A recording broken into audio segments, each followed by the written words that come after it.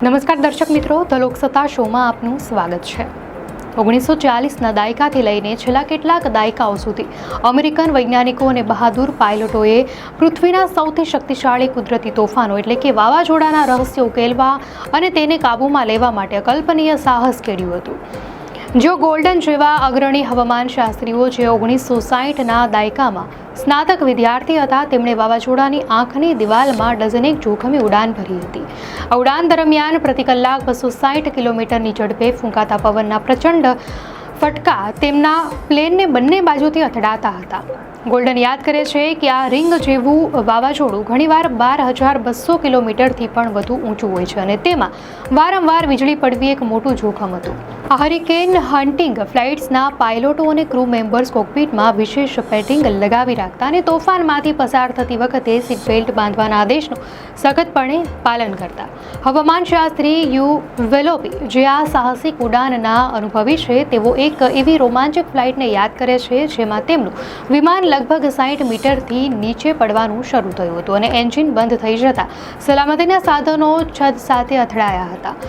વિલોબી પોતાના અનુભવને રોમાંચક ગણાવતા કહે છે કે તેમને રાત્રે ઉઠીને ફ્લાઇટ સૂટ પહેરી બાળકોના કપાળ પર ચુંબન કરીને એક પ્રચંડ તોફાનમાં ઉડાન ભરવાનું ખૂબ ગમતું। ગોલ્ડન અને વિલોબી જેવા અગ્રણીઓએ 1940ના દાયકાથી એકત્ર કરેલા ડેટાએ વાવાઝોડાની રચના અને તેની ઘાતક શક્તિ કેવી રીતે વિકસે છે તે વિશેના વૈજ્ઞાનિક જ્ઞાનમાં ક્રાંતિકારી વિસ્તાર કર્યો છે। વાવાઝોડાનું માત્ર અવલોકન કરવા ઉપરાંત અમેરિકાના સંરક્ષણ અને હવામાન સેવા વિભાગોએ વાવાઝોડાને નિયંત્રિત કરવાના મહત્વાકાંક્ષી મિશન હાથ ધર્યા હતા। 1962 અને 1983ની વચ્ચે ચાલેલા પ્રોજેક્ટ સ્ટોર્મ ફ્યુરી હેઠળ નૌકાદળના પાયલટ્સે વાવાઝોડાની આંખની દિવાલની બીજી બાજુએ, જેને મેક્સિમમ વિન્ડ બેલ્ટ કહેવાય છે, ત્યાં સિલ્વર કમ્પાઉન્ડ છોડ્યું હતું। તેમની ધારણા હતી કે જો આ પ્રદેશ તોફાની હોવા છતાં સ્થિર ન હોય તો કદાચ તેને બદલી શકાય છે અને તોફાની નિર્દય શક્તિને શાંત કરી શકાય છે। આ પ્રોજેક્ટ પાછળનો આશાવાદ બીજા વિશ્વયુદ્ધના અંત પછીના સમયનો હતો, જ્યારે એવી વ્યાપક ધારણા હતી કે વિજ્ઞાન વડે કંઈ પણ પ્રાપ્ત કરી શકાય છે અને તેની કોઈ મર્યાદા નથી। કોપનહેગન યુનિવર્સિટીના પ્રોફેસર ક્રિસ્ટીન હાર્પર નોંધે છે કે પરમાણુ બોમ્બના ખતરાની પૃષ્ઠભૂમિમાં લોકો એવી આશા રાખી હતી કે પરમાણુ ઉર્જાના વિસ્ફોટક બળનો ઉપયોગ વાવાઝોડાને શહેરોથી દૂર કરવા માટે થઈ શકે છે। હવામાન નિયંત્રણ સંબંધી સંશોધનની શરૂઆતમાં નોબેલ પુરસ્કાર વિજેતા રસાયણશાસ્ત્રી એર્વિન લેંગમુઇરના નેતૃત્વ હેઠળની જનરલ ઇલેક્ટ્રિકની રિસર્ચ લેબોરેટરીમાં સૌથી મહત્વપૂર્ણ પ્રગતિ થઈ હતી। અહીંના પ્રયોગોએ દર્શાવ્યું કે વાદળોમાં સૂકો બરફ અથવા સિલ્વર આયોડાઇડ જેવા પદાર્થો છોડીને તેમાં રહેલા સુપરકૂલ્ડ પાણીને ક્રિસ્ટલાઇઝ્ડ કરી વરસાદ પાડી શકાય છે। આ ક્લાઉડ સીડિંગ ટેકનોલોજીનું જમીન પર નિરીક્ષણ કરવા માટે નવેમ્બર 1946માં પશ્ચિમ મેસેચ્યુસેટ્સ પર ફરતા વાદળમાં સૂકો બરફ ફેંકવામાં આવ્યો હતો, જેના પરિણામે બરફ પડવા લાગ્યો હતો। તે સમયે લેંગમુઇરે મીડિયાને કહ્યું હતું, આ ઐતિહાસિક છે અને ઘણા લોકોએ સ્વપ્ન જોયું હતું કે રેડિયો સ્ટેશન ટ્યુન કરવા જેટલી સરળતાથી હવામાન પસંદ કરી શકાશે। આ બાદ તરત જ અમેરિકન નૌકાદળ અને સૈન્ય પ્રોજેક્ટ સિરસ પર લેંગમુઇર્સ લેબોરેટરી સાથે સહયોગ કરવા સંમત થયા હતા, જેનો ધ્યેય ક્લાઉડ સીડિંગ વડે વાવાઝોડાને જન્મતું ડામવા, તેને તેના માર્ગ પરથી વાળવા અથવા તેને નબળા પાડવાનું હતું।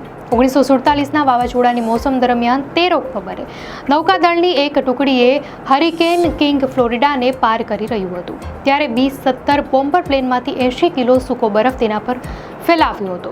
જોકે આ ઐતિહાસિક પ્રયાસ બાદ અણધારી ઘટના બની। નુકસાન કર્યા વિના સમુદ્ર તરફ જઈ રહેલું વાવાઝોડું માર્ગથી ભટકી ગયું અને જોર્જિયાના સવાના શહેરમાં ટકરાયું, જેનાથી એક વ્યક્તિનું મોત થયું અને લાખો ડોલરનું નુકસાન પણ થયું। લેંગમુઇરે 99% સફળતાનો દાવો કર્યો કે સીડિંગને કારણે માર્ગ બદલાયો, પરંતુ નિર્ણાયક પુરાવા ન હોવા છતાં આ ઘટનાથી લોકોમાં ભય ફેલાયો અને પ્રોજેક્ટ સિરસ 1952માં સમાપ્ત થયો। વિવાદો છતાં 1950ના દાયકામાં વિયેતનામ યુદ્ધમાં અમેરિકન સૈન્યની વધતી સંડોવણી સાથે સ્ટોર્મ મોડિફિકેશનમાં રસ જળવાઈ રહ્યો।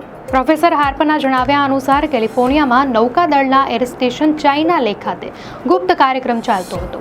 આ વર્ગીકૃત મિશનને ઓપરેશન પોપાઈ નામ આપવામાં આવ્યું હતું, જેમાં ઉત્તર વિયેતનામી લશ્કરી સપ્લાય લાઇન હો ચી મિન્હ ટ્રેલને બરબાદ કરવા માટે વરસાદનું સર્જન કરવા સક્ષમ હવામાન શાસ્ત્ર વિકસાવવાના પ્રયાસમાં કરવામાં આવી રહ્યા હતા. હાર્પર લખે છે કે સ્ટોર્મ ફ્યુરી જેવો સિવિલિયન રિસર્ચ પ્રોગ્રામ આ ગુપ્ત લશ્કરી પ્રયાસો માટે આદર્શ આવરણ બનવાનો હતો. પ્રોજેક્ટ સ્ટોર્મ ફ્યુરીનો મૂળ સિદ્ધાંત એ હતો કે વાવાઝોડાના કેન્દ્રની બહારના વિસ્તારમાં સિલ્વર આયોડાઇડનું સીડિંગ કરીને એક બીજી આઈ વોલ બનાવી શકાય, જે આંતરિક વોલને ટક્કર આપીને તેને નબળી પાડે. આશા હતી કે આઈ વોલને પહોળી કરવાથી વાવાઝોડાની ગતિને જેમ એક આઈસ સ્કેટર સ્પિન ધીમો કરવા બાહુ ફેલાવે તેમ ધીમી કરી શકાય. વિલોબીએ જણાવ્યું કે જો તેઓ પવનની ગતિમાં લગભગ 10% ઘટાડો કરી શકે તો જમીન પર અથડાતી વખતે તેની તીવ્રતામાં ઘણો મોટો ફરક આવી શકે. 1969માં હરિકેન ડેબી પર હાથ ધરવામાં આવેલું સૌથી મોટું મિશન પ્રોજેક્ટ માટે એક સીમાચિહ્ન બન્યું.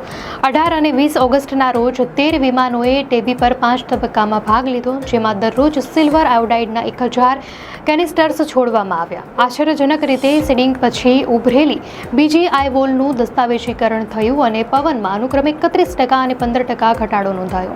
પ્રોજેક્ટના ડિરેક્ટર આર સેસિલ જેન્ટ્રીએ તારણ કાઢ્યું કે કુદરતી રીતે આવું થવાની શક્યતા 10% કરતાં પણ ઓછી હતી અને ડેટાએ વૈજ્ઞાનિકોને તોફાનને સફળતાપૂર્વક મોડિફાય કર્યું હોવાનું દર્શાવ્યું. ડેબી પ્રોજેક્ટ મોટી સફળતાનો પાયો બનશે એવી આશા પ્રોજેક્ટમાં સામેલ ઘણા લોકોની હતી, પરંતુ એવું ન થયું. છેલ્લી સીડિંગ ફ્લાઇટ 1971માં ઉડાવવામાં આવી, જેમાં કોઈ નોંધપાત્ર અસર જોવા ન મળી. એ જ વર્ષે નૌકાદળ પ્રોજેક્ટમાંથી હટી ગયું. 1974માં પેન્ટાગોન પેપર્સમાં જાહેર થયેલા આંકડા દર્શાવે છે કે વિયેતનામ યુદ્ધમાં લશ્કરે 2600 સીડિંગ મિશનમાં 47,409 કેનિસ્ટર્સ છોડ્યા હતા, જે દર્શાવે છે કે તેમને હવે એટલાન્ટિકના વાવાઝોડામાં પરીક્ષણ કરવાની જરૂર ન હતી. 1985માં પ્રોજેક્ટનું અંતિમ મૂલ્યાંકન લખતી વખતે વિલોબીએ તારણ કાઢ્યું હતું કે ટીમના દ્રઢ પ્રયાસો છતાં સીડિંગના અપેક્ષિત પરિણામ ઘણીવાર તીવ્રતામાં કુદરતી રીતે થતા ફેરફારથી અલગ પડે છે.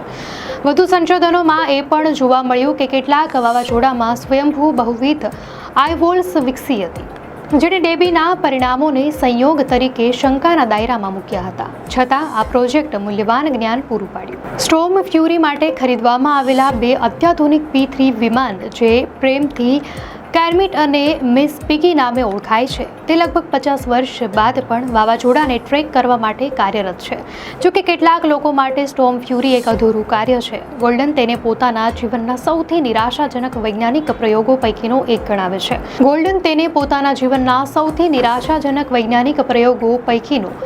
એક ગણાવે છે. 2005ના હરિકેન કેટરીનાથી પ્રેરિત થઈને ગોલ્ડને હેમ્પ નામના કાર્યક્રમમાં પણ સહયોગ કર્યો હતો, જેમાં સિલ્વર આયોડાઇડ્સને બદલે નાના સેલાઈ સ્પ્રેનો ઉપયોગ કરવાની વિચારણા હતી. મોડેલોએ દર્શાવ્યું હતું કે એરોસોલ્સ માત્ર વાવાઝોડાની તીવ્રતા જ ઘટાડતા નથી, પરંતુ તેનો માર્ગ પણ બદલી શકે છે. પરંતુ આ મહત્વાકાંક્ષી પ્રોજેક્ટનું પણ ભંડોળ ખતમ થઈ ગયું. અંતે વિલોબી માને છે કે નોવાએ તપાસ પર પૂર્ણવિરામ મૂકીને યોગ્ય નિર્ણય કર્યો, કારણ કે વિજ્ઞાને કામ ન કર્યું. તેઓ સ્વીકારે છે કે વાવાઝોડાને કૃત્રિમ રીતે નબળા પાડવાનો માર્ગ કદાચ કોઈ એક દિવસ શોધી કાઢશે, પરંતુ ઉષ્ણકટિબંધીય તોફાનના બળ સાથે મેળ ખાતો કોઈ ઉકેલ મળવા બાબતે તેમને શંકા છે, કારણ કે વાવાઝોડાની ઉર્જા દર 20 મિનિટે ફૂટતા 10 મેગાટનના પરમાણુ બોમ્બની સમકક્ષ છે. દર્શક મિત્રો, આ માહિતી આપને કેવી લાગી? આપની પ્રતિક્રિયા અમને કોમેન્ટમાં ચોક્કસથી જણાવશો. અને જો આપને આ વિડીયો સારો લાગ્યો હોય તો વિડીયોને લાઇક કરો અને ચેનલને સબસ્ક્રાઇબ કરો.